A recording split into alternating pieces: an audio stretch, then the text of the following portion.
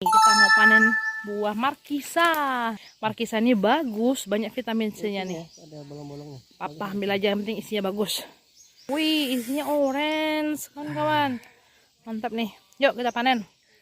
Ini markisa nih vitamin C-nya tinggi, jadi bagus kalau yang batuk, pilek, minum markisa.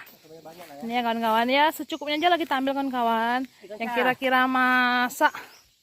Ini buahnya banyak. Yang kuning-kuning lah. Buah pegang. Nah, Kita dibantu sama bocil. Biasa kalau kita di kuok ini selalu ada bocil yang ngikutin. Kita udah di belakang rumah. Ya jangan salpo ya sama kuali gosong di belakang Alisha itu. Malum lah kita di rumah kampung nih. Kasih Lica tuh, Lica nengokin aja tuh. Manis. lumayan. Dia kalau udah masak kali ya manis-manis asam gitu. Gini aja kan ya. Mantap.